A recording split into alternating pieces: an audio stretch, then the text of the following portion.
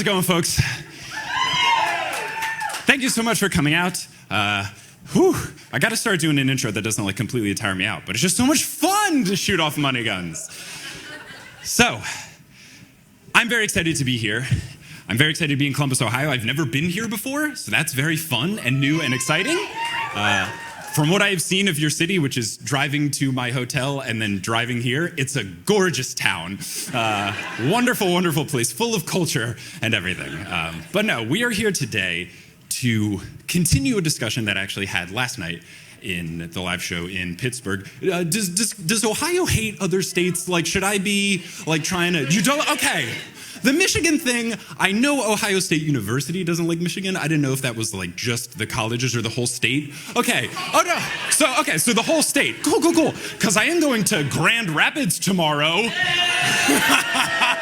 I'm so glad I'm trying to get to do this. Great. So I'll just dunk on Grand Rapids this whole show, and then 2 days from now, I'll be like, I was in Columbus last night. So full warning, you will be dunked on in 2 days' time. But it's okay. It's how these things work. So last night in Pittsburgh, we started talking about Harry Potter Hogwarts Mystery, which is a transaction simulator that pretends to be a game that you can play on your mobile device. So to continue that discussion, I will be talking with someone who knows much more about Harry Potter than I do, but has never played this game before, so I get to be the expert this time. But it's a good friend of mine, someone who's been on the show a bunch, a wonderful human being from Mischief Management. It's Jordan Edwards. Welcome, Jordan, to the stage!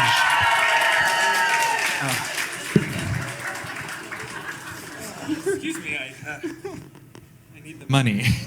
Sorry, I had to adjust my hair before you came out because I'm intimidated. We're having a hair off this evening. yeah. This show's getting video recorded, and I was like, it's the hair battle. Here we go.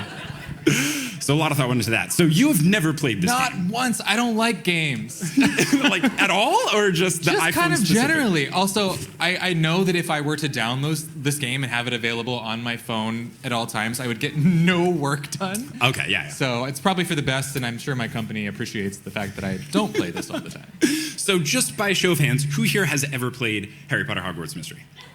Oh. Okay, and by show of hands, who has never played it? Okay, right, if you've never played it, don't worry, because even though I've played it, I have no idea what's going on. No. The plot is absurd. I will give you a recap of what's happened in years 1 through 3 so that when we continue from year 4 on, you are not confused. Don't worry, not that much actually happens. So, you're a character, and I am. You get to pick whatever your name is, etc. And then you learn that the second thing you learn in the game from Ollivander of all people is that you have an older brother that got expelled from Hogwarts for endangering the students. What a novel concept! Hogwarts actually expelling someone that endangers the students of Hogwarts. Whoa! Upholding the code? No. Keeping kids safe. No. So yes, his name is Jacob, and he was a wizard during the First Wizarding War. This game takes place a little bit back in time. The first thing that happens is the Harry Potter Voldemort situation. We're in the 80s in this game. Yeah, yes, we are. So Tonks is, I think, either your year or 1 year above you. You get to meet Bill. You get to meet Charlie Weasley, thank God. So that's the time frame that we're in. But yes, he tampered with these fabled things called the Cursed Vaults. Cursed Child? No, Cursed Vaults. Oh. No. And he set up series of curses upon the school. It endangered the students, and then he got expelled. But then they just Never fixed or got rid of the cursed vaults, which is on par for Hogwarts, where they're there's this bad thing in the school. Well, I guess we'll just leave it. Is the Chamber of Secrets the OG cursed vault? Ooh, I like it. I mean, it kind of is. It's got a big scary door that you have to, do a challenging thing to open. It's basically password protected by Parseltongue. Pretty cursed. Yeah, pretty cursed. So basically what happens in the course of the game is each year there's a different vault. Very conveniently, there are 7 cursed vaults, I think. Huh. In the first year, it is evil ice. So it's evil ice that let it go. Let it go. I've seen that movie. You joke, but for when you get to the second cursed vault, which is also evil ice, but it's eviler ice, so Frozen 2 ice. Frozen 2? Yeah, right. Yeah. It's one of basically the first vault just has ice all over the floor and stuff, and students can get trapped in the ice. But the second one, there's the vault's got a big Elsa-looking snowflake on the door, and it shoots ice beams at you, and it also produces ice knights, who are like knights in shining armor made out of ice. So very, very intimidating. yes, so that is eviler ice. Got it. And then Vault 3 is like bogarts for some reason. So you have to like fight off a bunch of bogarts that take the shape of Voldemort because I guess you're Harry Potter too. So, Clearly, yes. yeah, so that's what you got going on there. Now, the only other things that you need to know is that you are slowly figuring out like what your brother was up to. You at one point find his notebook where he wrote a bunch of stuff. You find quills that have been like transfigured from notes, like pages of the notebook, into quills. So like you find quills, you do a spell, they turn back into a note, and then you get to learn stuff from the notes. Or pay more and get the... That's the thing. So that's why I made the joke about the transaction nature of the game is like it is designed in a way where it's like just interesting enough where you want to know what happens next, but they make you do so much unnecessary bullshit on the side that you either have to wait 8 hours and like 8 human hours, real like hours, 8 Earth hours, like not something, and it doesn't even matter where like sometimes in the game it kind of makes sense. It would be like, talk to me tomorrow or whatever, but other times you'll have to like talk to McGonagall and she'll just be like, I'm busy, talk to me in 8 hours. Or you can use gems, which you can buy money to do the gems. Like, so if you have patience, you can make it through the game. You can make it through the game without paying, but it's like a lot easier just to like pay. I've spent $0 on it, but I have spent years that I'll never get back. For full context, I got like almost complete with year 4 of it. So as we go through year 4, I will kind of know what's going on. And then partway through the show, I'll know just as much as Jordan, and we all get to learn together what is happening. Can't wait for all of this. So, year 4. Only other thing. What we know now going into year 4 is that one of your brother's notes said that there is a mysterious person named R, like they just go by the code letter R. And also your brother said, don't let her get to them. So we would think that a woman is behind all of this. But I think it's your friend Ben. Now, Ben Copper in this game is someone who is afraid of everything. And not like, he makes Neville look like the most brave person on earth. Like, oh dear. Yeah, Ben is like afraid of, he would be afraid of wizard's chess. Like he's afraid of everything. It's so much so that I just don't trust him. Like no one's that scared. Fishy how much he's afraid of everything. Yeah, right. I am very suspicious of him. So we go into year 4 now. So you return to Hogwarts after the summer holidays, and during the welcoming ceremony, Dumbledore introduces this world-renowned cursebreaker named Patricia Rakepick. Rakepick starts with an R. So she is supposed to help with the whole cursed vault situation, and she makes it clear that no students should get involved with my investigation. And then like a couple levels later, she's trying to like hire you as her personal apprentice. Wait, what? Either you mean it or you don't. She doesn't mean it. Okay. So after the welcoming speech, Hagrid, who you're super tight with in this game, Hagrid asks you to meet him in the courtyard, where you find out that your friend Tulip wandered off into the Forbidden Forest while sleepwalking. Sure. So not ideal.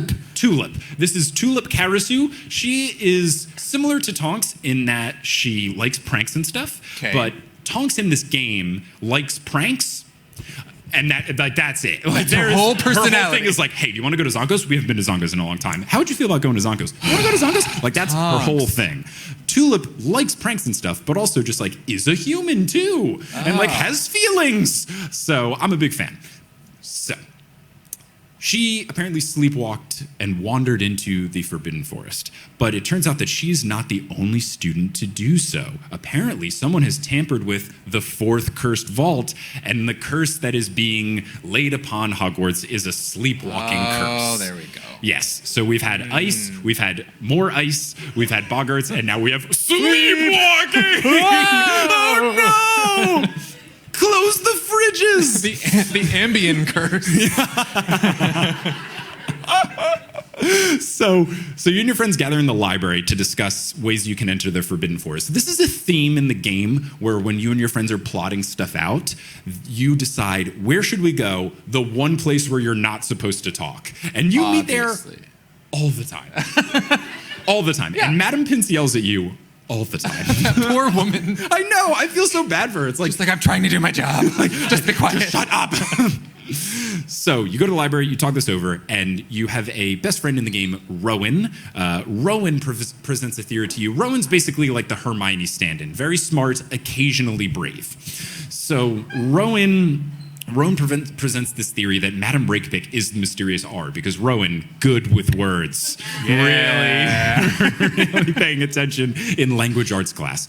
So after a little bit, you end up asking different teachers and people in the Hogwarts staff about if they know anything about Madame Rakepick to try to see if this theory has any juice. What's fun is like you are as ambitious as Harry with like doing all of the shenanigans stuff, but you're just like somehow turned up to 11. Whereas Harry would like wait until night and like sneak around and try to do stuff by yourself. Broad daylight. Yeah, you'll just like go into Dumbledore's office and be like, "What's up with Madame Rakepick, Dumbledore?" Could you spell her name for me, please? Yes, Rakepick. Rakepick. Got it. Yeah. I heard something else. Oh no, Rakepick. Got it. So, let's see. This is the stuff that gets edited out. So, so you learn a whole bunch as you talk to the different people at Hogwarts, but you don't really learn about who the mysterious R could be. But Madame Rakepick knows that you have been snooping on her, so she asks you to meet her in the artifact room in the school. And then she advises you to ask Professor Kettleburn about entering the Forbidden Forest. Professor Kettleburn is the Care of Magical Creatures prof at the time. I don't know if he has like a canonical backstory, but at least in this game, he's just like unhinged Hagrid. Okay.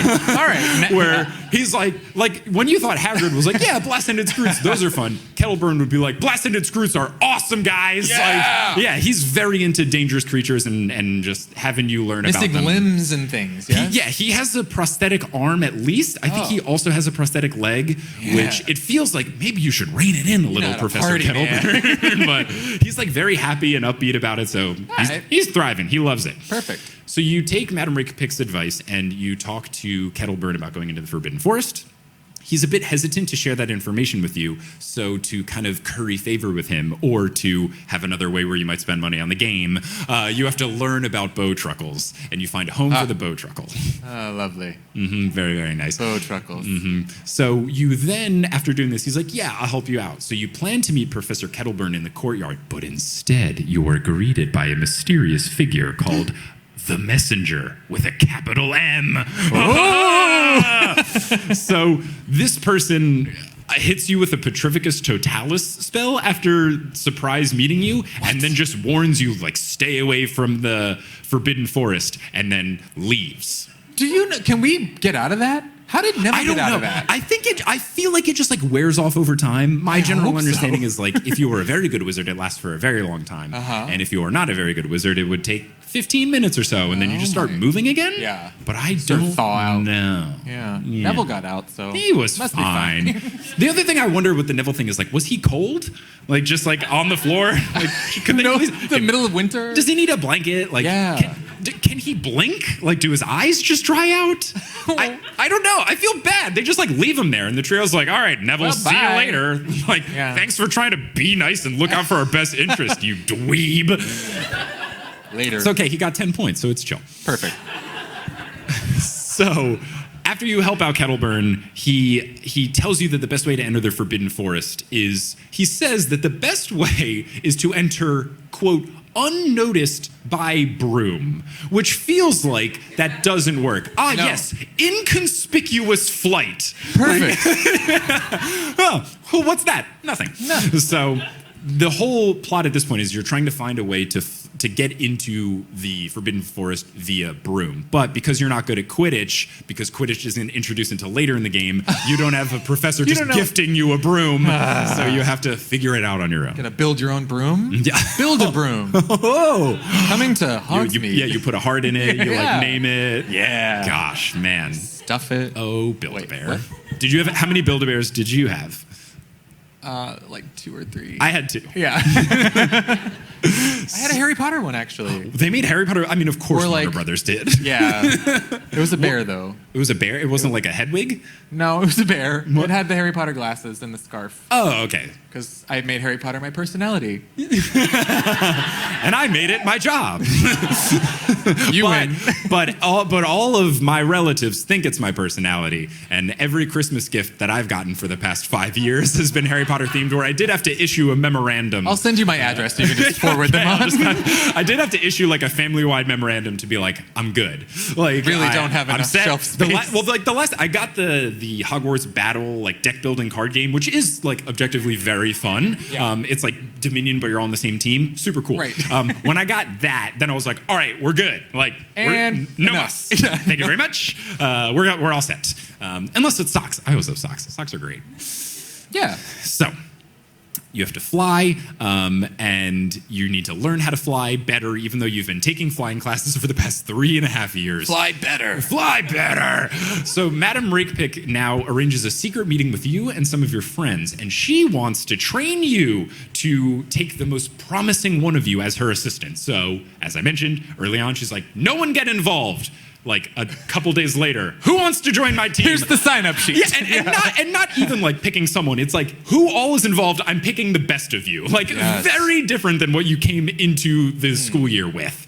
So you talk to Charlie. You get to meet Charlie Weasley. He's great. Loves dragons, obviously. Super cool. He does have like a weird ponytail, though, which isn't great, because Bill in the game is actually very cool and very good looking, and he's got like the suave like rolled up button down shirt with like the loose tie buttons. Like, he's looking great. Hair is all just like long and stuff. He doesn't have his cool ponytail. Charlie's got a weird little like rat tail gone wrong. Dumpy. Yeah, it's not great. So I'm glad Charlie's in the game, but also like a little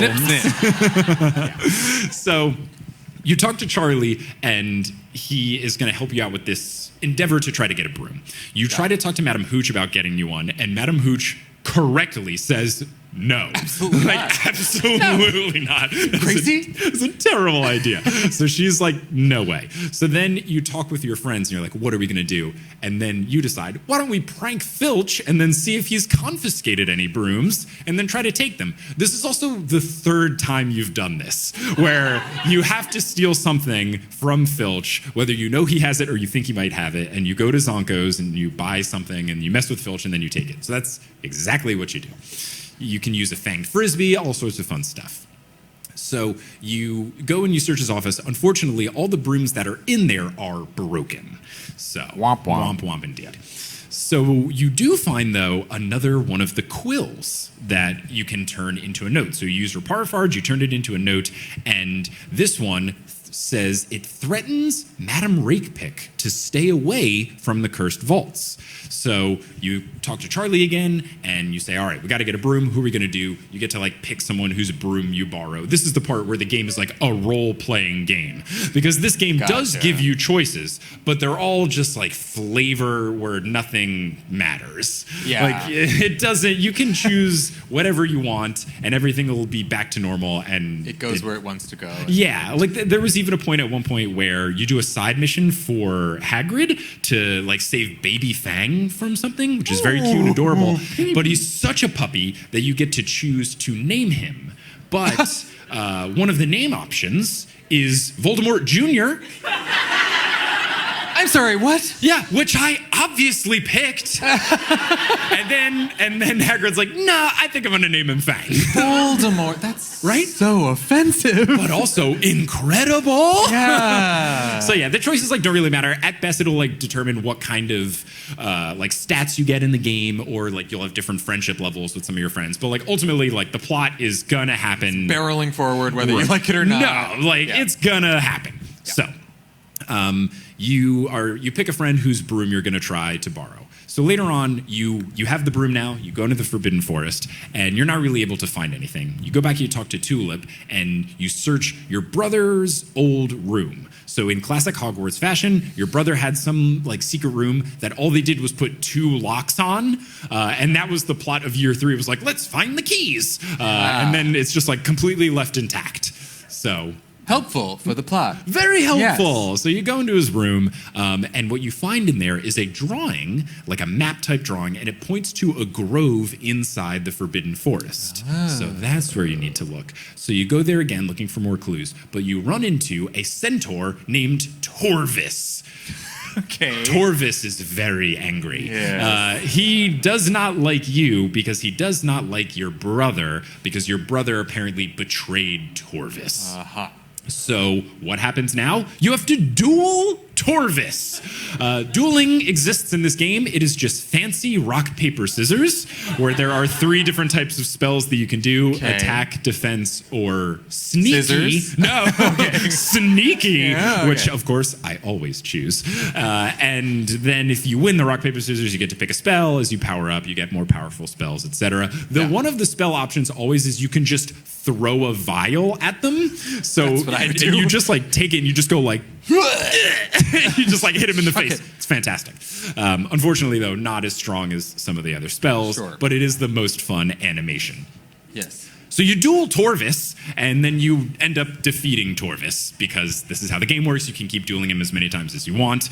And then you are able to talk with Torvus. You reason with him now. Okay, so once you've beaten him, you're like, Yeah. sit. He's like, oh, yeah. We're going to chat. I think it's more of like, he's like, oh, wow, you're really strong. I respect you. And then yes. you talk to him. So basically, you learn from Torvus that apparently Jacob stole like a jeweled arrowhead from him. So you say, how about this? I'll find the arrowhead for you, and then you tell me where the next cursed vault is, because you are a one-track mind character. You care about the cursed vaults, and that's it. That's it. You don't give a damn about anything else. You don't care about the centaur-human relations, the fact that there was stealing and sort of plundering going on. No. There's something you want. There's something I want. Let's go. Tell me where the vaults are.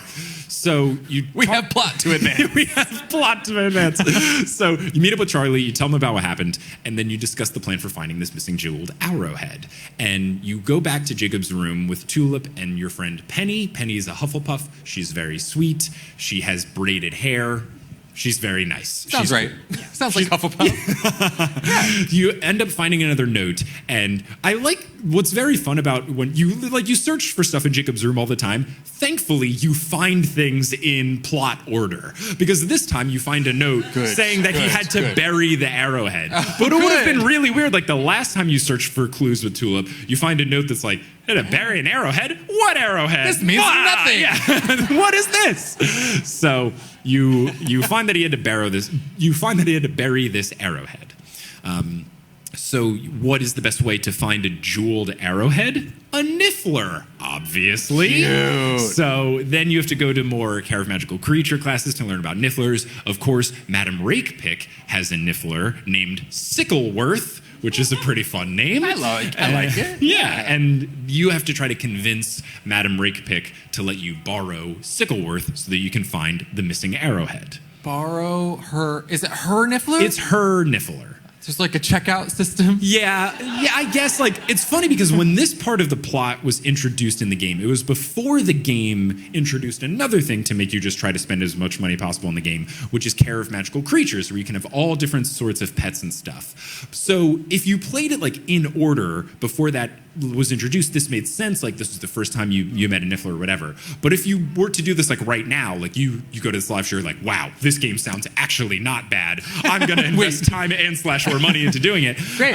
You will now see, though, like, you can do Care of Magical Creature stuff, like, almost right from the jump. And one of the first pets that you get is a niffler. So you do get into this weird canon thing of you're like, wow, I really wish I had a niffler to look for stuff. And then you do have a niffler. But you're like, no, I need Sickleworth. He's the guy for the job. My niffler is worthless. Yeah. All he does is sit around. He doesn't like gems at all. So you have to try to convince her to let you borrow Sickleworth. So that's one thing. You end up getting her to do it, and then you search the artifact room with Sickleworth, but doesn't find the arrowheads. Then you try to search Filch's office, of course. But Madam Rakepick offers to distract Filch so that you don't have to go to Zonkos again. She's on your side? Yeah. She's like, instead, like, she wanted an apprentice. You seem like very cursed vault bent. Here, so take she's my like, pet. yeah, baby. So she brings you on, which, like, this is where I wish that the RPG would let you, like, make decisions, because I still don't trust Ben more than anything. Yeah. But I don't, like, her name does start with R. And I don't want to be around her a lot because, like, what if we go into Filch's office? She's like, yeah, I'll distract Filch. Oh, lock the door shut. You live here now. Like, I don't want to spend a lot of time with Madame Rakepick. I just want her to write out, I am Madame Rakepick. See how it rearranges. Where does this go? Someone do that math. During the intermission, we'll do great. we'll do a thing and see if we can get anything out of it. See if we get a sick anagram. So you try to you end up searching Filch's office with the Niffler. You don't find a jeweled arrowhead, but you do find some fancy-looking key. And Madame Rakepick reveals that, like, she's actually been looking for this as well. So I don't know if she actually wants you on the team or if this was just her being Whose side are you on, ma'am? I don't trust her. I don't like her. Let's not hang out with her. But thankfully, you meet back up with Charlie, who's kind of like your bro in this year. Like, you and him are the Forbidden Forest people, because they've kind of tangentialized out, he likes dragons? Sure, he likes magical creatures, and that's Charlie in this game. Yep. So you make some more plans for searching the Forbidden Forest, and you end up going through. You stumble upon a strange hole, and this is at the point where Mike Schubert has not played past the story. So now we're all learning together. We're all falling into the strange hole together. Yes, and this hole apparently has something, and we talked about this backstage. It has a red cap in it. I have no idea what a red cap is. Red caps and inky punks. What is that from? Who said that? At what point in the books? It's a magical creature that is something that they were about to start learning about in book 3. Oh, but they didn't get plot? there. Then, because they were turning to page 390. Right. What is it? 293? 390. Yeah. Nice. We're just about to learn about the red caps and hinky punks. Okay. So that's a red cap. Okay, yeah. So it's like if a goblin was somehow angrier and greener and has like a big red cap. I Google image searched it, and that's what it looked like. There we go. There we are. So you see the red cap, you run away, you're very scared of this red cap. So you go back into the library, talk with your friends, because of course, the library, the place where you're not supposed to talk, you talk in the library, and you read some books. You learn that red caps are generally repulsed by all things beautiful. So naturally, because you are playing as your character, and you're all beautiful, the red cap hates you. Yes. True. So you decide to talk to Penny. Penny's really good at potions. You talk to her about brewing a beautification potion, like you need it. No. So you meet up with Penny, you find out all the ingredients. That, of course, takes like 700 human hours in the game. 14 years later, they brewed the potion. Right, yes. When it's, when 4 years pass, you make it, and you brew the potion, and everything's going according to plan, but just before you are about to go into the Forbidden Forest, who comes? Professor Snape. Professor Snape, of course, he can set his spidey sense tingles where he's like, the main character's doing something. Snape. Yes. Severus Snape. Exactly. So he comes and he sees that you have this broom. He breaks it. Just what? Hulk? Yeah. He hulks out? Yeah, like Bo Jackson after a strikeout, just breaks it over his leg. And then what, of course, takes you over the plot of the next year is like, oh, now I got to fix this broom. So you find out from Professor Snape, though, that Madame Rakepick has been keeping eyes on you ever since she came to Hogwarts. So now you're in the weird situation of like, I don't trust Madame Rakepick. I don't trust Snape. But do I trust? Is the the enemy of my enemy is the suspicious person of my suspicious person my friend? It's very confusing.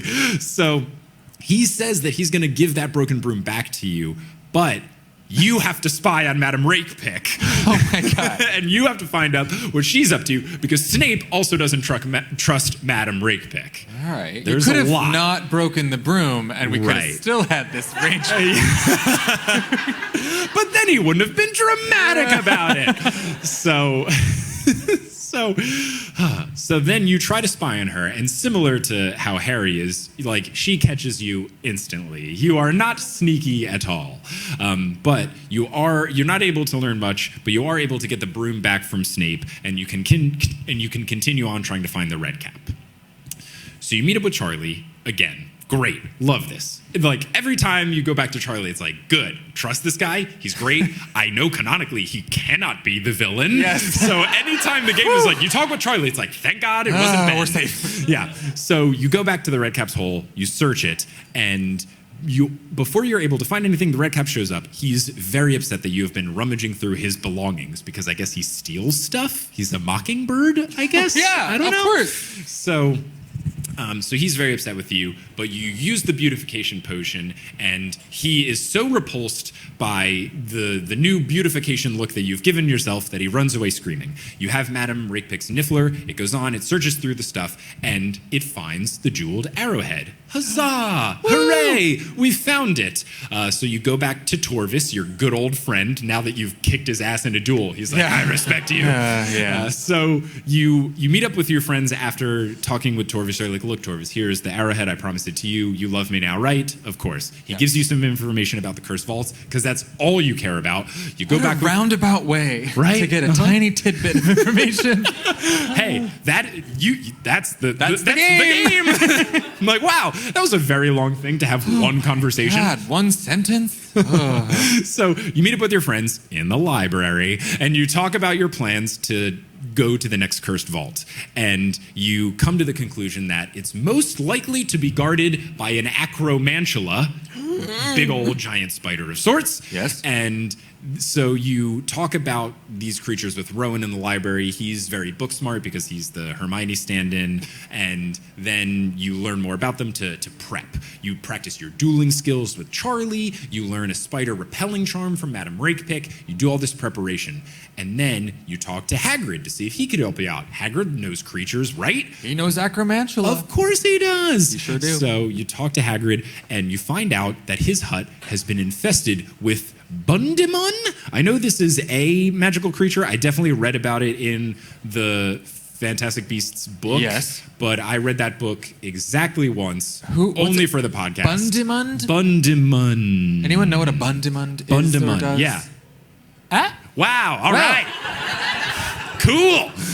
Some fans. Some you sort of are. creature. He asks if you can help him get rid of him. You help him out.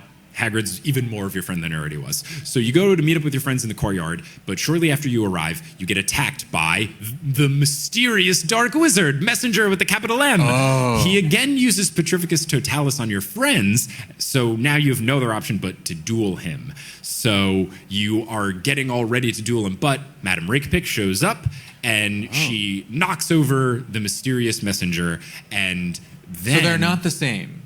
They're no. Rakepick and Messenger are not the same. But you know who the messenger is? Ben! Oh, we knew it. Now I'm very excited because I've been suspicious of Ben very, very early on. Do you feel so validated? I feel, yes. Yeah. Like, obviously, like, Ludo Bagman didn't pan out for me, but... I mean, it panned out for me in, like, launching lots of successful merchandise, which you can buy back there. Ayo. But, well, like, you'll be able to hear this, like, eventually the Pittsburgh live show will be on the Potterless feed, so you'll get to hear me, like, say the sentence, I don't trust Ben, like, 17 times. So, like, I certainly did not trust him. Yeah. So it's a very big reveal. That's a good instincts on you. I'm very Yeah. happy in this Yeah. moment. So, but Ben says, don't believe him at all. He says that he has no recollection of attacking you whatsoever. And this has been a Ben trope where there was a time where he was caught with the ice and he says he doesn't remember anything, so I don't trust it at all. So that's what he says. He's trying to play it off like he got Imperious or something. I don't buy it. I don't buy it at all. I don't buy it at all. No. So you meet up with Charlie in the artifact room, and you do some final prep for the curse-breaking adventure. And you bring a friend along with you, you gather up, and you go into the vault. And it is guarded by an acromantula, just as you thought. You can't reason with the acromantula because the acromantula just wants to eat you. So you have to fight it, but you are able to duel off a giant acromantula in the game just with your fancy rock, paper, scissors. Nice! And you're able to defeat the acromantula. Fantastic. Very helpful. You go to the vault, you enter the vault, and a thing that happens in this because I guess they saw the Harry Potter movies and they were like, yeah, that sounds good. Every time you open a cursed vault, you get a vision about the next cursed vault. Like Raven, I'm having a vision. Yeah, it's pretty much it. It's like, and you get a vision about the next one. Helpful for the plot. Right, of course. So you go inside, you get this vision, and it's a vision from your brother, Jacob. Apparently, he is trapped in the next vault. In it? It says he's trapped in the next vault, Oh, geez. and you have to free him before it's too late. But there's also a small sweater and a portrait of a dragon inside the vault.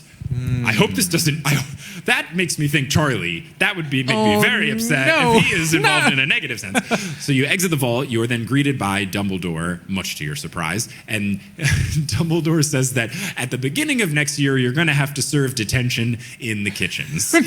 Next year, though. Next year. It's a holdover. Don't worry about it. Have fun in the summer. Go ahead. We'll cross that bridge when we get to it. Whatever. I owe you one detention. Great. Thanks, Dumbledore. Thanks, bud. So you go back to your friends. You celebrate with your friends at the Three Broomsticks by just slamming down some butterbeers that you're able to find. Get lit. Summer break. You go back to Dumbledore and you go to report to Dumbledore and you find out from Madame Rakepick that Dumbledore had to leave urgently because it's the end of the year. And that's what Dumbledore does. Urgent business with the ministry. Yeah, Always. I gotta leave. So he's out of there. So you can't talk to Dumbledore. And then she tells you that starting next year, she will be teaching Defense Against the Dark Arts. Because of course. And this makes a whole lot of sense because when she's first introduced in year 4, it's like, oh, right. She should be the Defense Against the Dark Arts professor. Because I don't think you ever go to Dada class in the first 3 years of the game. So this makes sense. But then in year 4, she's just brought on as a wizard consultant of we've got these vaults going on, so we're going to bring her in. And that's it. She's like the PE coach where she doesn't do anything except for the one thing. Yeah. So that was it. But that is the end of year 4. Oh, wow. Very, very We made it fun. together. We did. We made it together. That was a wild ride. It was a wild ride. And this is coming up to a good little timely note because we're now approaching intermission. And who's going to talk to us about intermission? Editing Mike. Hello. How's it going, everybody? So happy to be here with you. The reason that I'm here is because Potterless actually has a sponsor. And it's not just any sponsor. It's the company that Jordan works for. Hello. So, if you know about the Leaky Cauldron, Mischief Management, they do wonderful things where they are supporting in a twofold manner. One, we're going to tell you about LeakyCon, and then 2, we're going to tell you about Mischief merch. So first off, LeakyCon is a big old unofficial Harry Potter convention that celebrates fandom and its impact over the world. We are proudly unofficial. Yes. all of the good stuff you like about Harry Potter and the whole reason you like it so much that you listen to a podcast and then you like that podcast so much that you come to a live show, that whole stuff is LeakyCon. And it's great. And I love it. And everyone is just their happiest self when they're there. What was your first one? I went to one of the Dallas ones. Okay. And my LeakyCon experience has always been fun where I was just there. And I think I did 1 or 2 panels, and then, or I think maybe I was just in attendance, and then I was there and did a panel, and then I was a featured guest, where I got to go in the green room and work your way eat up. eggs next to Stanislav, who plays Victor Crumb. He ate a lot of eggs. Yeah, he's a big guy. He's a very muscular man. Guy, yeah, but so nice. Such a nice human. Yeah. But LeakyCon is great. There is a LeakyCon coming up in July of 2022 in Orlando to celebrate Harry's birthday and only Harry's birthday. No one else's birthday. The only birthday we're celebrating. Yes. And then in Denver in October to kick off the Halloween season. And because you're a Potterless listener, if you go to leakycon.com to get tickets, you can get 10% off if you use the promo code Potterless. Woohoo! You're welcome. Yeah, but you're thinking right now, July, that's a million years from now. I want something right now. Well, you can, and it's merch. They have a whole bunch of Mischief merch that has a bunch of fun stuff. Yep. All sorts of in-joke references to Harry Potter things and beyond. It's deep dive, deep cut Harry Potter references. My favorite one is that we, on a whim, made a Grunning's Drill trucker hat. It's sold so many. So that's my favorite design we've done. We have a bunch of other stuff. We're constantly putting up new stuff as we sit in meetings and think of stupid shit to put on t-shirts. So if you check it out. There is one in the works that you sent me a screenshot of that is very good and might poke fun isn't like, it's very much aggressively insulting J.K. Rowling. Yes. Which is like, it's good stuff. Good stuff. I'll give you guys a sneak preview. Yeah. It's a shirt that says "Fuck Turficus Totalis." It's some good stuff. Yeah. So if you want to get that merch, you can go to mischiefmerch.com. And again, if you use the promo code Potterless, you'll get 10% off. Now, other things for intermission right now, we're going to take like a 10-15 minute break. You can, get some drinks and stuff, use the lavatories or whatever, get all freshened up. But there's also stuff you can do. One, we've got Potterless merch in the back. We've got a whole bunch of pins and stickers and posters that I've signed and all cool stuff there. And then if there's anything there that you're like, oh man, you don't have my size, or this one thing that I know exists on the merch store, you can use the promo code Wizard Coupon. And you get 20% off anything in the merch store. Only other thing is at the end of the show, I always like to do a fun Q&A thing. So if you want to send any sort of question for Jordan and I to answer, you can just send an email to potterlesspodcast@gmail.com and just make the subject something about Columbus and ask any sort of question. It can be about Harry Potter. It can be about this game. It can just be like, what did you eat for breakfast today? And was it good? And my answer will be a bag of baby carrots. Because Was it good? It was fine. Oh, very easy to eat while driving from Pittsburgh to Columbus. So those are the things you can do during intermission. We will see you back in like 10 to 15 minutes to talk about year 5 of Harry Potter Hogwarts Mystery. Whoa! See you soon.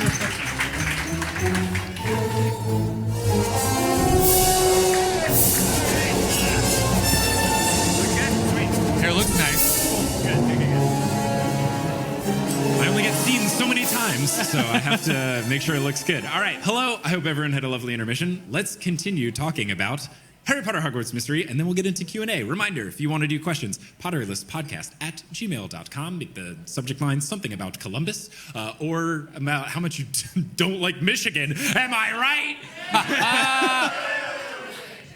Okay, so for year 5, I do want to give a shout out to this website, bluemoongame.com, who's put together the lovely recaps of this, because I've not played a lick of year 5 of this game. This is Spark Notes, ladies and gentlemen. Yeah, this is basically me just reading their cool little recaps of it, and we're all going to learn together what happens in Harry Potter Hogwarts. First of all, we go to detention. Yes. Should, but what you will know, and you'll like if you've played the game in the past, is that usually at the end of the year, Dumbledore gives you some sort of threat of like, you can't do this again, or I'm going to take away points, or I'm not giving you any points anymore. Like when he gives vague, like, oh yeah, you did some cool stuff, 100 points. But then he keeps doing it. So let's find out if he's actually a man of his word or not. So, you catch up with your friends and you discuss the events of the previous year. Penny introduces you to her little sister Beatrice. She's very excited to meet you. Ginny? Is this your Ginny? So, you attend your first defense against the dark arts class under the tutelage of Professor Rakepick. You then get you get introduced to Percy Weasley. A highly ambitious younger brother of Bill and Charlie. That's a generous description of Percy Weasley. Bless. So later on, you get handpicked by Professor Rakepick along with Bill and Marula. Marula is basically your Draco. She just is very angry at you all the time, and like anytime she sees Arch you, nemesis. Enemy, frenemy. Always brings up like how Draco's always like, you're poor to Ron. She's always like, your brother's missing and maybe dead. Like all the time. Nice. Absolutely no chill. Marula is... Well, with a name like Marula. Marula, yeah. Her full legal name is Marula Snide. Like, villainy. Yeah. So, apparently, Bill, you, and Marula get handpicked by Professor Rakepick to serve as her assistants with finding and breaking the cursed vaults. You then go to the courtyard and you meet Ben to discuss the events of the previous year, where he was, I don't know, an evil person? And then... Ben, what's up, dude? But it says that you're meeting up with Ben and then you get attacked by the Dark Wizard, capital D, capital W. So I guess it's someone else? I think it's Ben. It's definitely still Ben. Yeah, it's not very subtle, this one. No, it's got to be Ben. It's for sure Ben. But apparently someone else got controlled by whoever is pulling the strings, and it's up to you to discover who it is. That's at least what Ben is saying. Ben is saying that someone else has possessed this other person, which is what that person did to Ben. Ben would say. It is what Ben would say. classic Ben. So you meet up with Bill and Marula at the Three Broomsticks to discuss what has been happening. And after you talk for a while, Penny shows up and informs you that her little sister is missing. We just met her. So you offer to help immediately, and then you go to search for her in the Forbidden Forest alongside one of your friends you get to pick. You don't end up finding Beatrice. She's not in the forest, but later on you find Penny in a classroom brewing a special potion that could help locate Beatrice. How? I don't know. I don't know what potion this would be. You pour it on the ground and it like slithers toward her. Or it like spells out like she's in. Yeah, it's like Google Maps. Yeah. It's just it pours out just like the circle with the triangle in it, and then you just hit. Yeah, perfect. Very fun. I like this. I support it. Move along. So let's see. But it doesn't work. And then I'm kidding. It's a terrible way to find someone. All right. Okay. Betty gets very frustrated, but Marula arrives with good news. She found Beatrice in the grand staircase. How do you find someone She's embedded in the wall. Like, was she inside? I don't know. It's like, we couldn't find her. She was on the stairs. Part of the crew, part of the ship, part of the crew. Part of this. What was that? That's Pirates of the Caribbean. Wrong fandom. Okay. Wrong fandom. Sorry. I apologize. That's very good. The only thing I know from that is like, you're in one. But yeah, I mean, the grand staircase is like, it feels like a very, I should have read the next clause. Comma, trapped in one of the portraits. Oh, there we go. Reading comprehension, baby. The worst subject on my SATs. Yes. So, Madam She's in a portrait. She's in a portrait. Okay. Madam Rakepig tells you that this is most likely caused by another curse. So I guess year 5 is everyone gets trapped in paintings instead classic. of sleepwalking. Yes. So apparently someone is meddling with another curse vault and unleashed this disaster upon Hogwarts. The only way to save her and everybody else is to find the next vault, break its curse. So you gotta do it. So you go to a history of magic lesson under the... Oh, you get to meet Professor Binns! That's very fun! I'm so mad that they cut Binns from the movie because he was honestly one of my favorites. Like this so dry. Mm-hmm. Yeah. Puts the audience to sleep. I wonder why they cut it. Has anyone played year 5 of Harry Potter Hogwarts Mystery? Okay, how is Binns? Is he fun? No. Oh, I'm shocked. Like not even like so boring that it's funny. He's just like there. Oh man. Yep. Damn, he's not even like good at being excessively boring. Oh, that's he's in the bad. uncanny valley of boring. Yeah. Oh no. Where he's just like regular boring. Yeah. Okay, well, you meet Binns. Wow. And then later on, you do serve your detention where you meet Pitts, a house elf in charge. This is not a canonical person, right? Pitts, no. No, okay. I guess they ended up naming a town in Pennsylvania after him, though. So while you are there, you meet and befriend a fifth-year Gryffindor named Jay Kim. That's cool. There's another Asian student at Hogwarts. Yay! Hey! And Jay is actually a name. Yay! Jay and Kim are both names. That's a name you could actually have. That's I like good. that. Yeah, I'm glad his name wasn't... Oh, we won't go there. We know what you mean, but we won't go there. Oh, okay. Win Suzuki. Anyway, he likes to smuggle all sorts of banned items into Hogwarts, which is the reason for him being in detention most of the time. Okay. So you now have 3 friends whose whole thing is like getting into trouble. But that's fun. So you tell him the situation about Penny's sister, and he immediately offers to help. Cool. The 2 of you go to the library where you meet some of your other friends to research and talk about Talk loudly. Talk loudly. Come on! Read the books first! Talk about them second!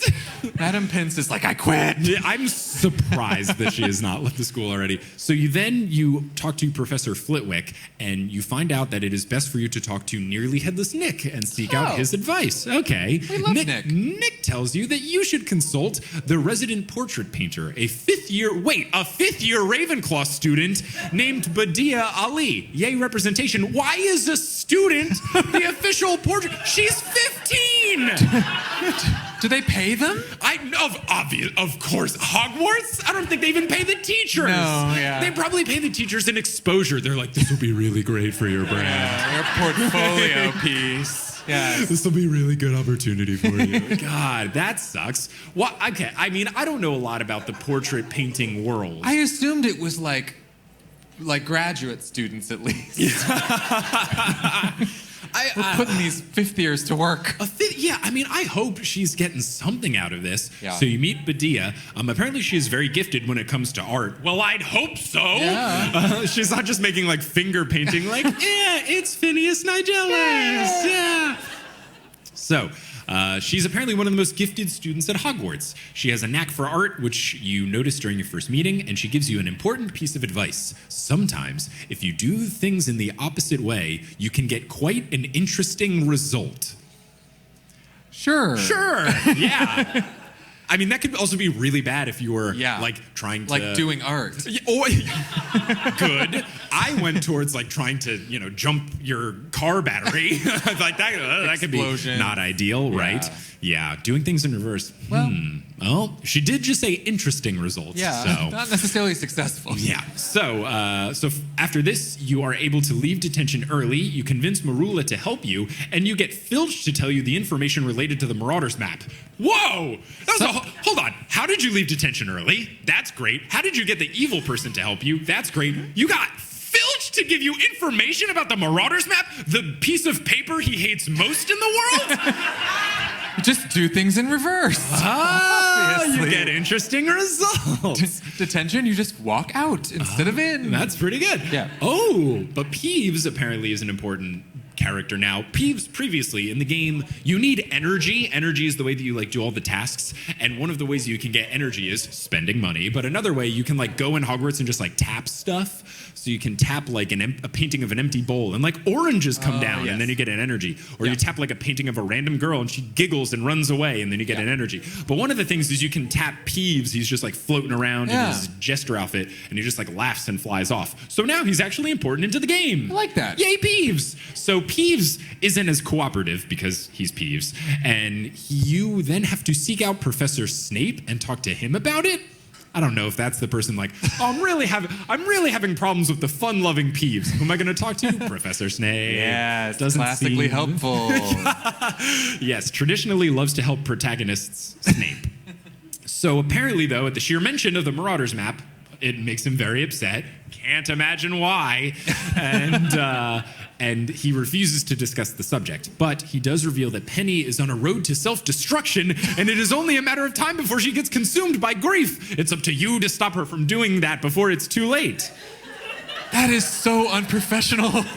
I mean, that's wild. How would he know this? I will say I'm not too shocked, because there are some other instances where Penny has a really tragic backstory that you only learn about in very short bursts. Yeah. And then also because the game has quests and side quests and they don't always line up chronologically. Yeah. Sometimes you can be doing two things at the same time. So one of the times I was playing the game, Penny's telling you she has a friend who I think was her age and then tragically lost their lives really early, and it's this traumatic thing, and she was gonna brew a forgetfulness potion so that she doesn't remember this, and then you have to talk her out of it.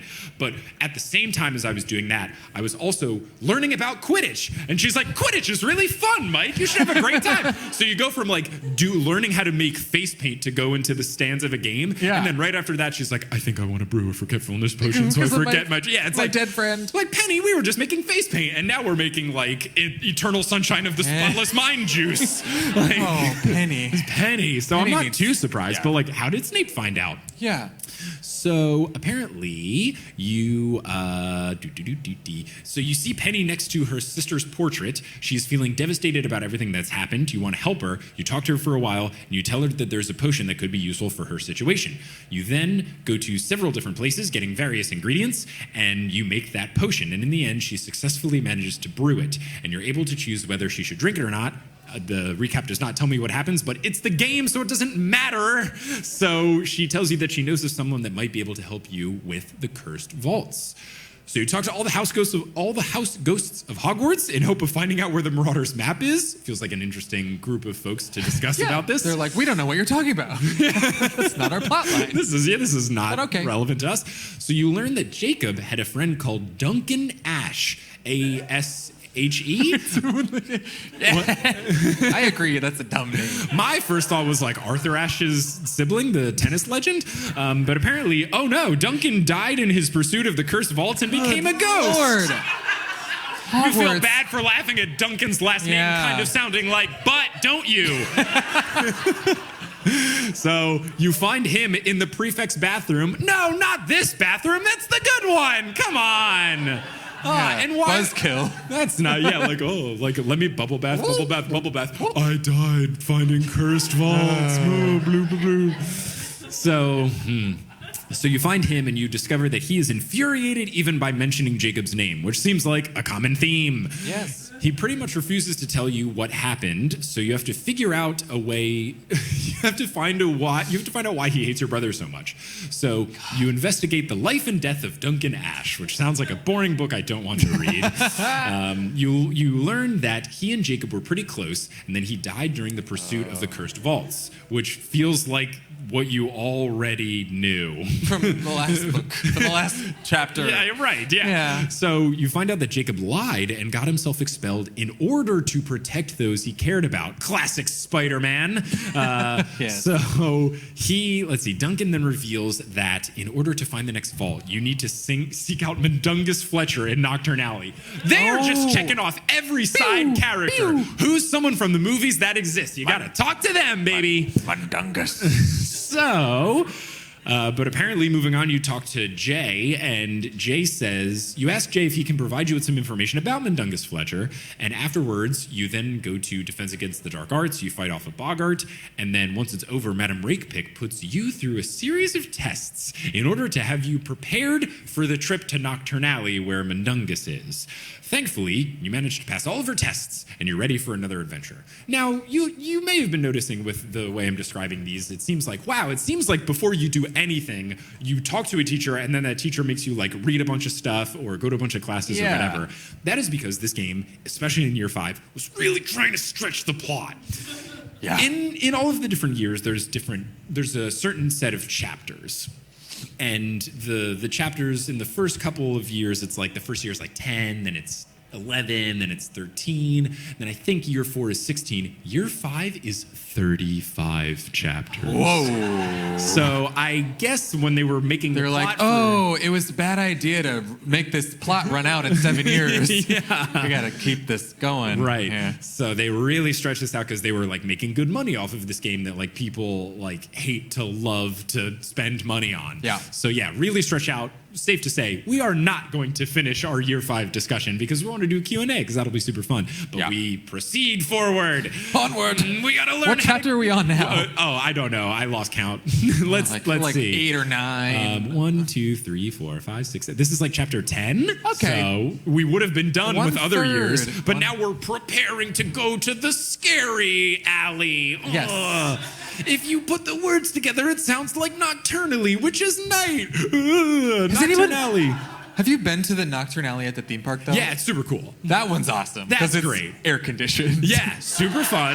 That's like highlight of it. It is very good. Yeah, I like that Nocturne Alley. Like, there's always the parts in the theme parks or the malls where like the dads are like, "This is my favorite part of the park." Yep. Because it's like the cool air conditioned park. Like in Disney, the best place, and this makes sense because I have grown up to love it. Is I think they might be getting rid of it, which makes me very sad. But in Disney, it's in Epcot, the Cool Zone. Oh, it's brought coming to you back. by- It's coming back. Yeah, yes. yeah. The Cool Zone, brought to you by Coca-Cola, who is Club not paying me Cool. to tell you this.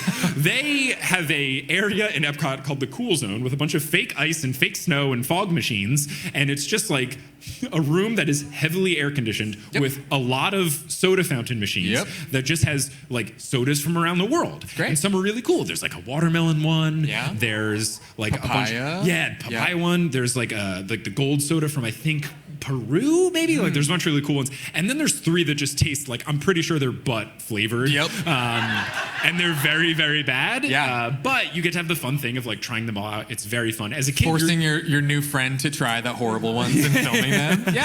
It's very fun. Like, as a kid, you're like, oh, cool soda. And as an adult, you're like, I can sit down. And So there's cool air in conditioning. here. This is fantastic. What a cool zone So that that's we found Nocturne ourselves. Alley, That's and that's where Nocturne we're Alley. going. Yeah, and I just think it's funny that dads would like the spooky place because it's covered in indoors and air conditioning. Very, very fun. So, Nocturne Alley, you gotta go. You passed all your tests. Great, you're ready to go. You've learned a bunch of things. You use the Flu Network to go there, but it transports... Food Network? Sorry. The what? Ina Garten? We're watching the Food Network? The Food Network, yes. Oh, no, wrong. Yeah, you have to meet up with, you have to meet up with Ina Garten to get a bunch of ingredients to make a potion. The Food Network. And she's like, oh, if you don't grow the souls of undead goats in your backyard, store-bought is fine. Flu Network, right. The Flu Network. Got it. So it transports you and a friend to Diagon Alley. It's close enough to your destination. You go to Nocturne Alley, you ask for Mundungus Fletcher, but you can't find him, so you go to Ollivander's and then Flourish and Blots, and then Just knocking on doors. Yeah. Hello. Has anyone seen this guy? Mundungus? This random person that apparently this everyone is for knows? Mundungus, yeah. Everybody's got to know. So you then go to Nocturne Alley again. You get attacked by dark wizards and witches, of course, but Madame Rakepick arrives. She really has a knack for this, where when you get attacked, she's like, oh, no. And then she saves you, and then she tells you that Mundungus is tied up at the 3 broomsticks. Okay? Tied up, you say. So you meet Mundungus in the 3 broomsticks, you question him about the Marauder's map, and you learn that he was attacked by someone who apparently stole it from him. Why does Mundungus have it in the first place? This goes against canon in a lot of ways, but it's okay. It's fine. So he then asks, of course, he blackmails you. He makes you get hard to find items for him to tell you the whole story. So you do it, you gather the items, you bring it to him, and then you go with Madame Rakepick and Marula, you talk to him, and then he reveals that the person who attacked him and stole the map somehow transformed into something before he ran off. So I guess some sort of animagus of sorts. Yes. But then according to him, the attacker returned the map to Hogwarts, which seems like a strange thing. To put it back into the canon timeline. The sacred timeline. I have just been watching Loki, and I guess the TVA was like, oh no, we gotta go into Nexus Hogwarts. event got pruned, if you know what I mean. Yeah. No spoilers, though. I'm on the second to last episode. Okay. So you talk to Madame Rakepick, and she advises you to look for a portrait of the Cursed Vault. That's very convenient. Painted a portrait of it? Yeah, maybe. The 5th-year student did? Let's find out. Yeah. So you and Badia go to the grand staircase to look for it. Okay, I guess she didn't paint it. But you can't find it. Afterwards, you go to the library to meet with your friends and talk chat about loudly. a plan. You don't find out anything helpful, so you and Jay go to see if any of the house elves know anything. Luckily, one of them tells you that a few years ago, a Gryffindor student asked the same question. And that Gryffindor student was... Bill Weasley? I don't know. You then go to the Gryffindor common room searching for clues. Or maybe it was your brother? But no, your brother, I think, is just in whatever house you're in. Right. So I don't know.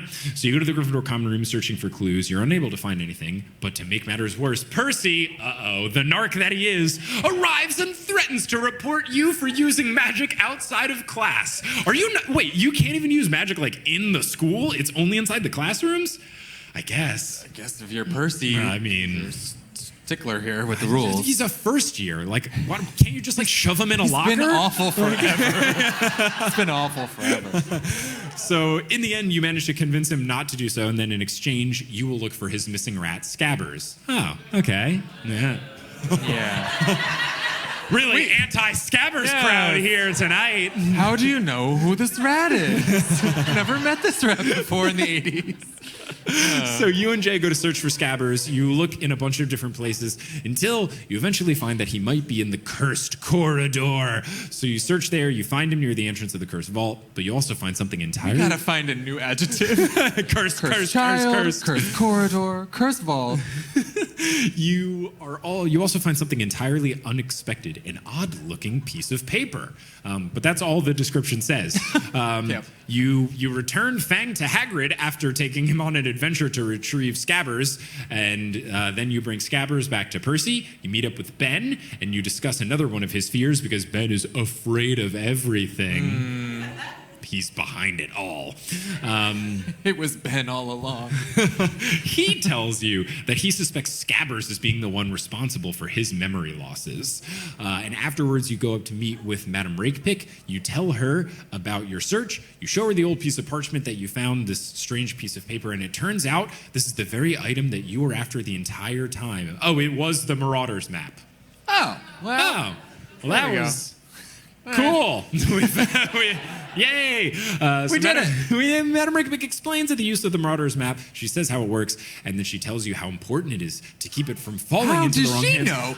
Good question. Good question, person from the audience. How does she know? She's actually Remus Lupin. So she says it's very important to keep it from falling into the wrong hands. Because of that, she takes it away from you for safekeeping. Sure, Madam Rakepick. Yeah. But not before you manage to catch a glimpse of Fletcher's attacker. Who's Fletcher? Have we met Fletcher? Oh, Mundungus Fletcher. Yeah, Got it. Cool. Thank you. Huzzah. Smart crowd. Yeah. No one knew what a Bundymun was, but they definitely knew Mundungus's last name. Yes. I just always call him by his first name, and I always thought it was someone whose first name is Fletcher, because that is a first name. It is. So, okay. You manage to catch a glimpse of Mundungus Fletcher's attacker.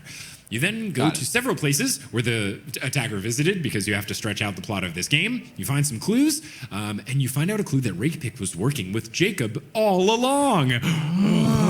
But you're uncertain if any of it's true or not, so you have to confront her and see if she'll be willing to tell you. Well, she's not going to tell you if, she'll just lie. Yes. Would you explain your evil plot to me, please? No. Madam Rakepick, have you been lying to me this whole time?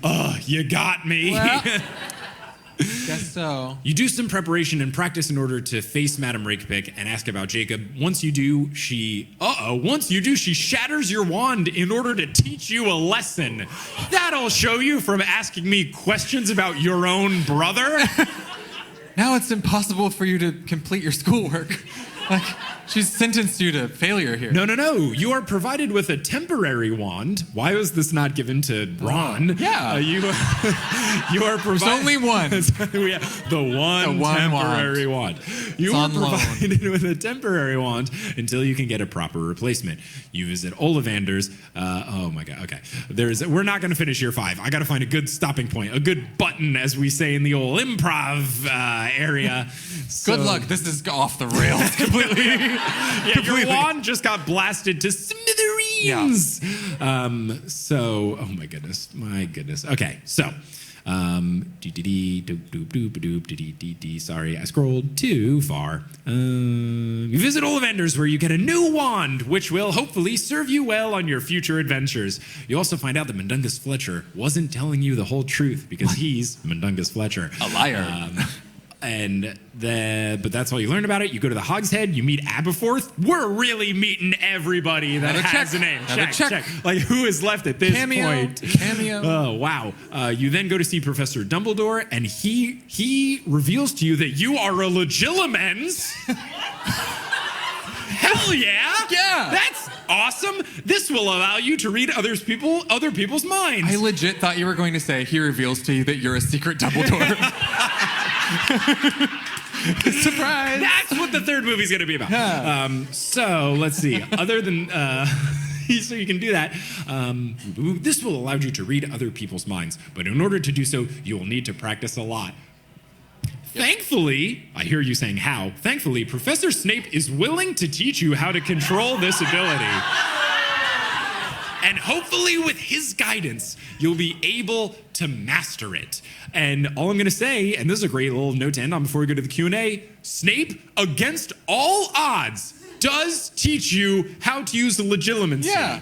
That's why when Harry's doing it, Snape is so put out because he's like, I've already done this. I did this in the 80s. I'm so bored.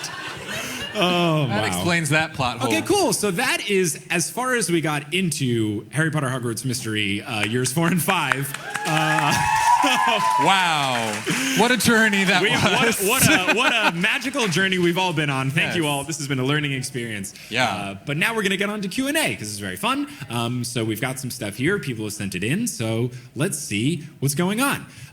This first question comes from Brittany. Brittany says, Mike, if you went on a courtyard date or a date to Hagrid's garden, these are dates that you can do in Harry Potter Hogwarts Mystery. Yes. You can go to a date in Hagrid's garden where there's giant pumpkins, or go in the courtyard where you watch the star and you slowly what if we touched hands? Yeah. What do you do on a Hogwarts Mystery date? You just in Hogwarts Mystery, you just do whenever you do things when you play with gobstones with your friends or go on a meal, you just answer quiz You questions. just tap it romantically. Well, no, they give you they give you like questions, and then you have to get them right.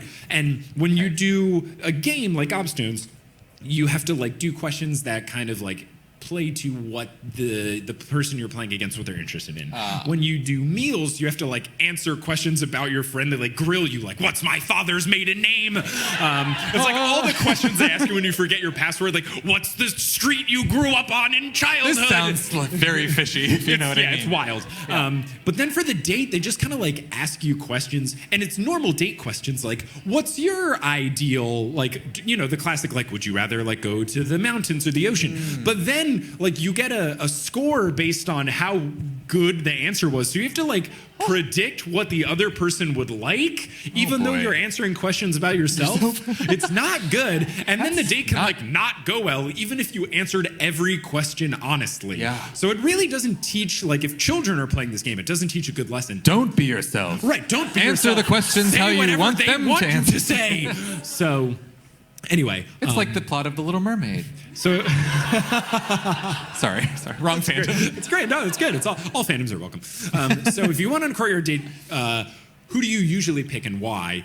Or do you change it up? So in the game, you get a list of like people that you can take on a date with. You can't pick Ben, because he's definitely the villain. Yeah. You can't pick Tulip, who would be my pick on the dates. I don't know why you can't pick Tulip. I don't know if it's revealed that she's also a villain, but she's just like not written into the game. So I usually just like take Penny, because she's cool and nice. Yeah. Of all these people that you've just learned about, who would you take on a date? I want to figure out this fifth-year art student. Yeah, I think. How are you so good? I think you can. I think she is one of the students that you can take on a date. That's definitely my pick. So yeah. And why is she painting the vault? Yeah. No, the vault was already painted. That wasn't her. Oh, She's got painting something else. Got it. Okay. Yes, she would absolutely be my pick. So thank you for your question. Okay, Sam.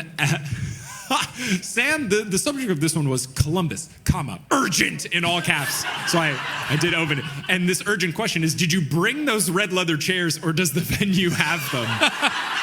He carts them around. The venue did have them. I'm not a very complicated boy. Like the tour is interesting for me because my tour manager like sent me an email where he was like, "What's your rider?" And I was like, "Oh right, I get to do one of those." Bowl of green M&Ms. So then I just I like stressed out because this is like the certain situation I don't want to get in where it's like, well, I have to ask for like the bare minimum of things I need, but I also don't want to sound too pushy. So I just end every sentence with "No worries if not," which is like big energy. Yeah. So basically, my writer was like, I would like to eat something before the show. I would like to drink a beverage after the show. And as far as like tech requirements, if there are chairs and microphones and a small end table, I'm those. Good. I would like those, please. Yeah, which is very fun when I perform at places like more catered toward music, because the venue I did in New York is like, it's like mostly music bands. So they sent me this like really long email about like all the tech requirements and stuff. And they're like, we have this drum set and these monitors and these plugins and all this stuff. They're like, what do you need? And I'm like, 2 microphones. Got it. And if they make noise, great. But then even from that, I could be like, no worries if not, I could just yell. I can project. So yes, I did not bring the chairs. They're nice, though. They're comfy. They're nice. I like it. Thank you so much. Sturdy. Thank you, Woodlands Tavern, for such nice chairs and this nice end table. But yes, thank you for this question. I'm now opening this one, which is called Columbus Rocks, Michigan with an asterisk over the M. Oh, yeah. Sucks. Yeah. Oh, I love this. Okay. Sarah asks, and thank you. So Sarah clarifies that she is a Slytherin but not racist. If anyone has ever... I appreciate that. If anyone's ever been to a Potterless live show or listened to one, you know that usually when the world is not, the world and we pass along a microphone and stuff, people say their name or what house they're from. And the only rule is if you are from Slytherin, you have to clarify if you're racist or not. And if you are racist, I just won't field your question. I'm very sorry. I got to draw the line somewhere. Yeah. So Sarah is a Slytherin at heart and not racist. Says, if you could change one thing about the Harry Potter universe and books and make it canonically correct, what would it be and why? I don't know if you have an answer right off the top, but... To make it canonically correct. Yeah, like something to change and make it canonically correct. No, because then that would be fun, but then I wouldn't get to set all this great merch, which you can buy in the back or at PotterlessPodcast.com if you're listening to this in the podcast feed after the fact. What I would change is just the thing that really makes me upset because it like doesn't make any sense and it's also just bad and it's wrong. Is like when Ron bullshit parcel tongues the door open in book 7, like it doesn't make sense and it ultimately does not matter plot-wise. Like Harry could have just gone down. Harry could have just talked to the door and then left. Like, there's so many other ways around it. It's so ridiculous. So that, just because, like, it's an unnecessary detour that does nothing. That or either the Fiend Fire thing, which is the same kind of thing where it's like, it doesn't make sense and Hermione doesn't bring it up. It's absolutely ridiculous. And then ultimately it doesn't matter. Like, I would just change those things, because, like, why? Yeah. That's a great question. I'm realizing I haven't read the books in a while. However, I would want to keep Dobby alive somehow. I don't know how, or I mean, I understand the function of him dying, but it made me real sad. No. So that's not a great answer, but it's the one you're gonna get. No, it's good. We all love a Dobby. It's a good redemption arc. Yeah. So Dustin asks this next question, says, do you think that Harry could have gotten out of his trial in the Order of the Phoenix if he just said, yeah, I did magic in front of my cousin who knows I'm a wizard? Or could that have been the defense? I mean, that's valid. The problem is you are making this defense to Fudge, who, like, there's so many other things, like... There's a lot of politics in play here. The whole trial, couldn't they have just, like, given Veritaserum to Harry, like, at any point in time when they thought he was lying about Voldemort? So, like, I don't know that Fudge would The point of the trial was not actually because of the magic. It was because Harry Potter was Harry Potter, and they, Fudge had politics to deal with. Classic. Yeah. Okay. So... this question comes from Lindsay. What's Kelly doing tonight? Let's see. That's a good question. It's a Monday evening. I'm trying to think of what's going on. But I feel like, she's currently in the midst of a binge of a marathon of the new Gossip Girl series that's been going on.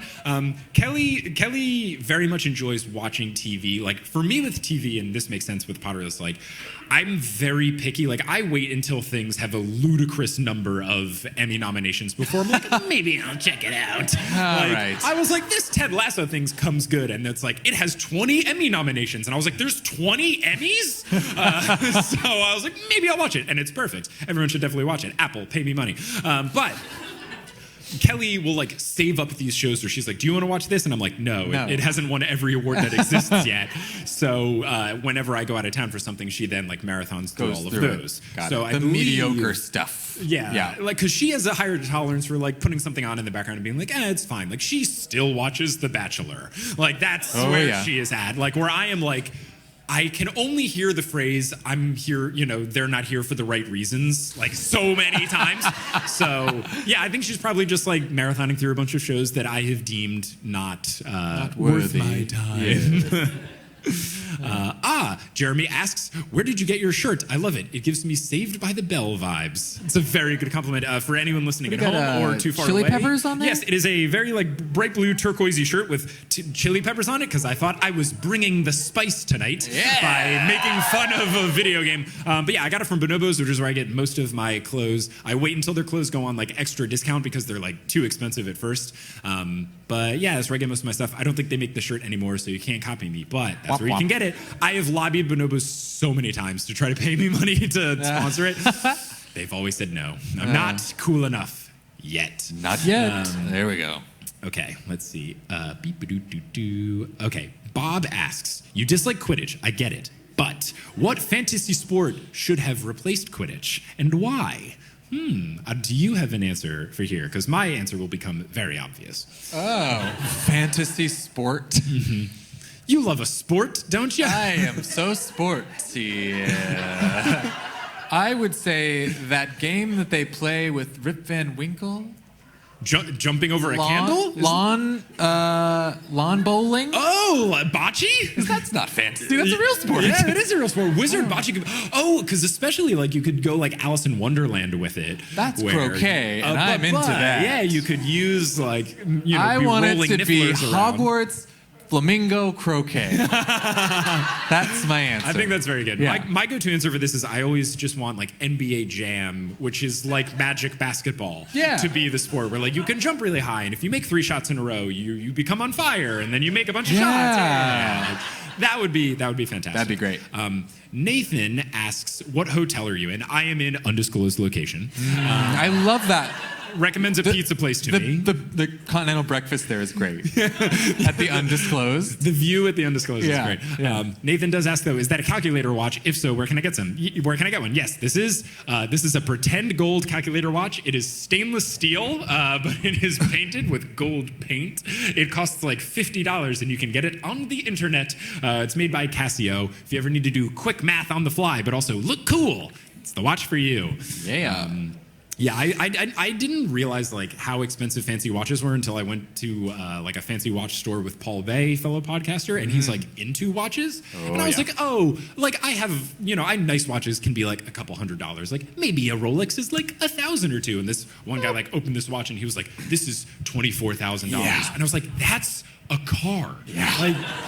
What? Why would I can't? I couldn't leave the house. Fathom wearing something that expensive. No. Like even when I wear these nice shoes, like I saw you take them out of the box with the protective wrap. They were around a bag. They had like the stuff in them. Like these shoes will step from this carpeted floor to like the green room, and then I will change into other shoes because like spent a lot of money on them. I cannot fathom. I will never have a fancy car because like have you ever seen other people drive before? Like I'm just I can't.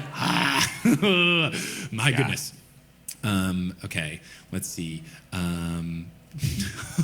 Okay, so this person, their official Google like display name is Associate Attorney Courtney. I won't say her last name in case this puts you on blast. But they said, did you think Columbus was on Central Time? I did not think, it's not, right? Okay, cool. I did not think it was on Central Time, but I did have a mini freak in like when I, like when you're having thoughts in the shower and you like remember all of the stuff that you've forgotten. I have stuff scheduled for tomorrow in another part. I'm gonna be like driving, but then stopping in like a library to take a scheduled call that I have because it has free Wi-Fi, and that's in another part. Is all of Ohio Eastern Time? Yeah. Sweet, I'm good. Hooray!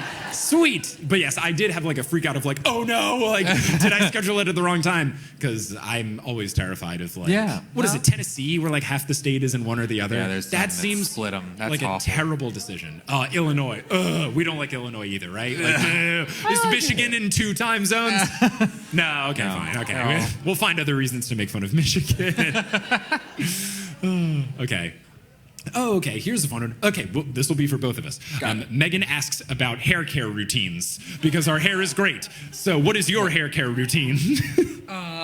So I actually have naturally curly hair. I learned this backstage. Yeah. Wild. I don't like the way I look with it. So I straighten it, but it's 115% humidity outside. So generally I step outside and it's like, but I blow dry my hair. I put a little wax.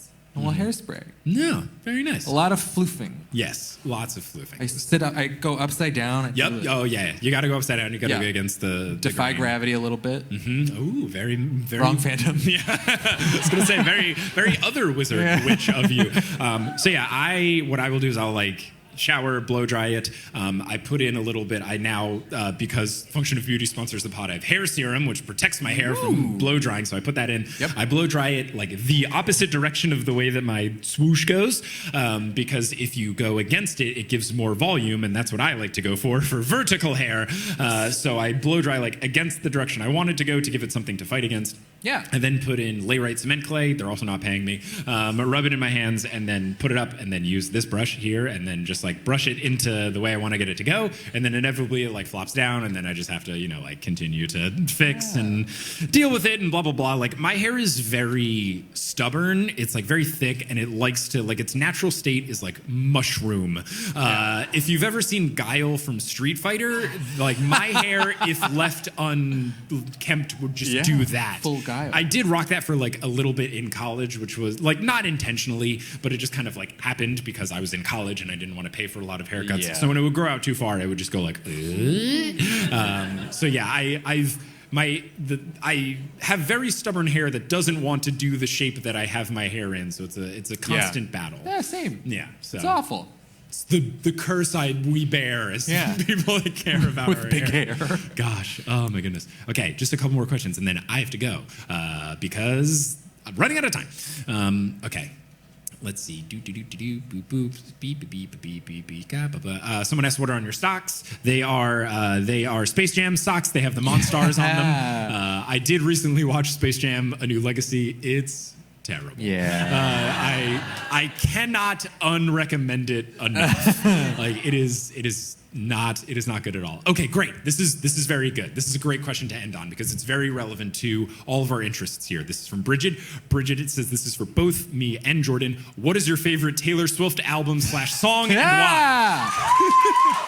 Perfect way to end this. Perfect. Do you want to go first? What is your favorite song / album? The one that I listen to the most is You Need to Calm Down. It's a bop. Just so you can kind of get in that vibe. I have it on a lot of different playlists, and I really like the vibe of it. Is that the one where Brendan Urie comes in, or is that a different? No, that's the other. That's the It was basically Taylor one, Swift's like, I'm bi, but I'm not going to say that out loud. It was her like pride bop, and I love it. Okay, great. Yeah. I don't know if I have a favorite album, but I do have a favorite song, which is Trouble, because it is perfect. Yeah. Like, it is absolutely perfect. And Trouble, I think it came out when I was in college, and it was just like a very good, like, to be in a very sweaty cafeteria, like dancing along, and just like a chorus of people in college all just like yelling, at the same time during that part where it's like the paper towel. Yeah, the paper towel thing. There's a very good YouTube video where if it starts to do that, and then it's someone putting their hand over the paper towel dispenser and it goes like, it's really solid. But yeah, I think Trouble is very good. It's like I like hype up songs, and I think it's very good. Has Taylor made the redo of Red where she's saying F you to Scooter Braun and all that? November? Yeah. Okay, good. So currently it's Trouble, and then starting in November of 2021, it will be Trouble Taylor's version in parentheses, because absolutely screw all of the people that are trying to screw her over. Yeah. I love that she found the loophole to be like, actually, I know what I can do like that. However she came across, whether it was her or someone else, like she's the like, fact that she it's found my a way. Voice. Gosh, I do what I want with it. It's so good. Yeah. So what a perfect note to end the show on. Taylor Swift, thank you so much for blessing all of us. But thanks to all of you so much for coming out to this show. This was such a fun time. So fun. Thank you all. So much fun. Thank you so much. Also, shout out to Mischief Management and LeakyCon for sponsoring the tour. That was super fun. Shout out to all the folks here. The Woodlands Tavern and all the folks here have been incredibly nice, and that's really cool. Also want to give a huge shout out to Adam Dell and the Ohio Media School and the Score On Air crew for doing all of the video stuff, which is a wild thing that I've already gone from like podcast to in-person and videoed. Whoa! Like very, very important to get that all documented. I think that's very cool. And now people like across the world can like see a live show, because like sometimes people live in places where I can't do live shows and stuff. Yeah. So I think that's very cool. Like Michigan. Oh wait, that's next. Because in Michigan they don't have the internet. So I'm very thankful to everyone. But yes, thank you so much for coming out. Under normal circumstances, I would like gladly do like meet and greet stuff, but because like the world is the world right now, and I'm trying to be safe, and I don't want to like conglomerate people into a line, and also like I would like to be safe and do the other shows that I have on tour, I'm just gonna like clean up these dollar bills on stage then go backstage and stuff. So I'll be like hanging out here a little bit at a safe distance as I clean up the mess I made. But I normally would do all this stuff, but I can't. But thank you all so much for coming. I really appreciate it. Like, this is so cool that I get to do this, and I wanted to do this tour, and to be able to do it now, like months after the fact, is great. So I very much appreciate it. You're all wonderful people. I do have to leave, so I'm going to go. But before I go, to round out the night, as they say in the wizarding world of Harry Potter, before they blast their favorite Taylor Swift album on full volume. Thank you so much for coming out, everybody! Hey! Also, if you have pictures and videos and stuff, post it and tag me. I'll reshare it. I love that shit. Thank you so much.